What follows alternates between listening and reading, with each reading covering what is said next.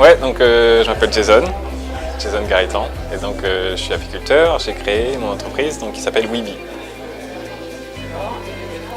Je l'ai créé en 2016, ouais, mi-2016. Tu peux reprendre une phrase complète, j'ai créé. Ouais, j'ai créé mon entreprise en 2016, donc à la fin de mon master entrepreneuriat. J'ai décidé voilà, de me lancer en tant qu'apiculteur à mon compte, et donc de proposer en fait l'installation de ruches sur les toits des entreprises. Donc ça c'est un service, c'est une prestation qui permet aux entreprises d'avoir un cadeau personnalisé à offrir à leurs collaborateurs, à leurs clients.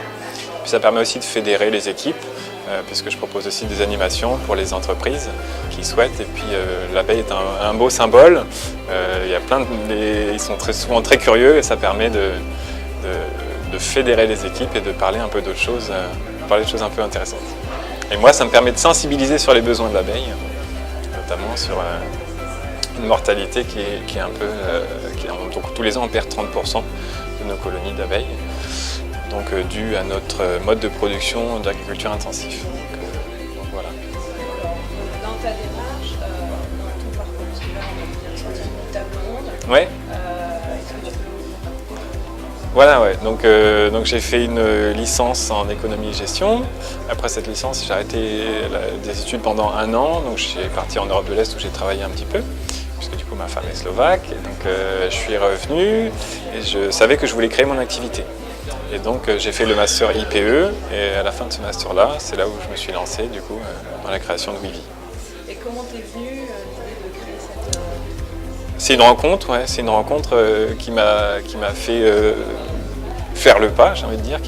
Je me suis plongé après une rencontre. J'ai rencontré le directeur régional de Carrefour, qui recherchait en fait lui depuis déjà, alors je ne sais pas combien de temps, mais ils attendaient en fait, ils voulaient mettre des ruches sur le toit de leur magasin pour s'engager justement pour préserver l'abeille. Et tout à l'heure, tu voulais nous parler de la démarche aussi auprès des salariés de l'entreprise. Voilà. Comment cette idée était venue? Ouais, voilà, donc l'idée de proposer des animations, c'est parce qu'en allant à la rencontre des entreprises, je rencontrais souvent une personne, peut-être des fois 2 personnes, et ces personnes-là étaient très curieuses, donc comme souvent toutes les personnes que je rencontre quand je parle d'abeilles. Donc je me suis dit, eh bien, proposer des animations aux salariés, ça permettrait d'un petit temps qui sortirait de l'ordinaire, quoi, afin de fédérer les équipes autour d'un projet, un petit peu autour d'un projet d'installation de ruches, qui permet aussi du coup de sensibiliser sur les besoins de l'abeille. C'est parti d'un besoin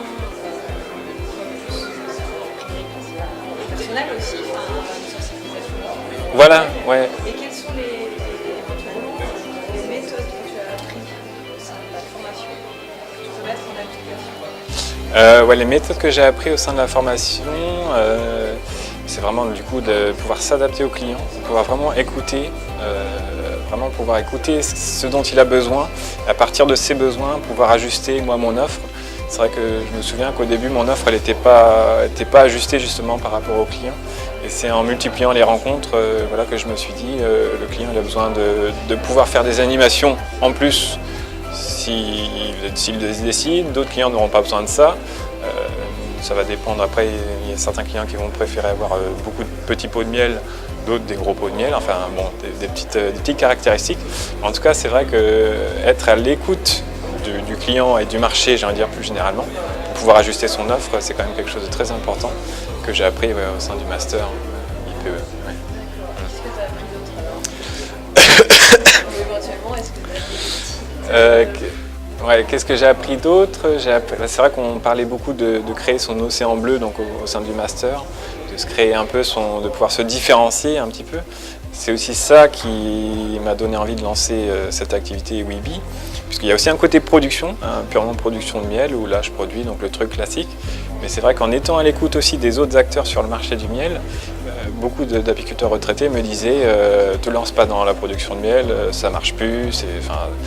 C'est à la fois ça et la rencontre avec le directeur régional de Carrefour qui m'a fait comprendre qu'il fallait à la fois que je être sur une production de miel un peu classique, mais innover d'un autre côté pour proposer voilà, une prestation de pose de ruche en entreprise. Et puis après aussi, là, je commence les formations en apiculture pour les particuliers, donc plein de petites choses. Donc,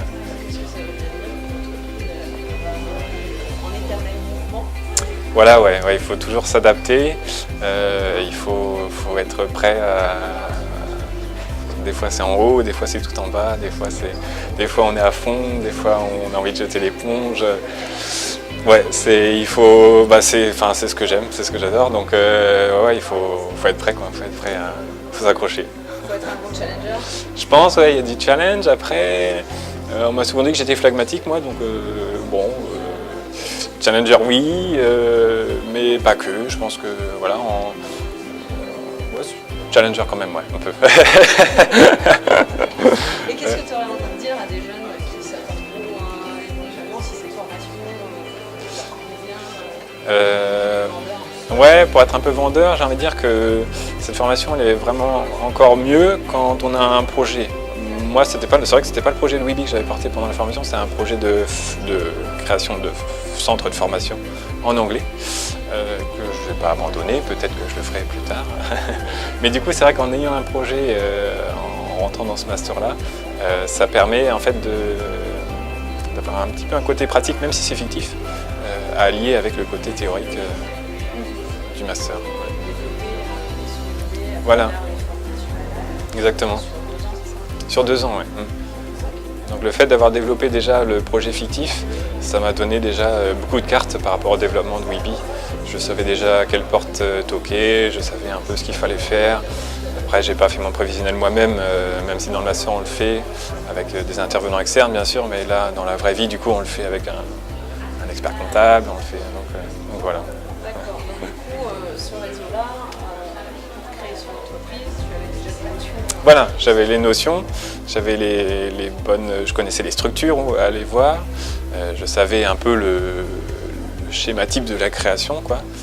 Faire un prévisionnel, pouvoir un peu tâter un peu le marché, savoir créer son océan bleu, se diversifier, innover. Bien sûr, l'innovation n'est pas spécialement technologique. Dans mon cas, l'innovation, au final, c'est trouver un autre moyen de vendre du miel, tout en sensibilisant et en fédérant des équipes. Donc voilà, il y a de l'innovation un peu dans tout, en fait.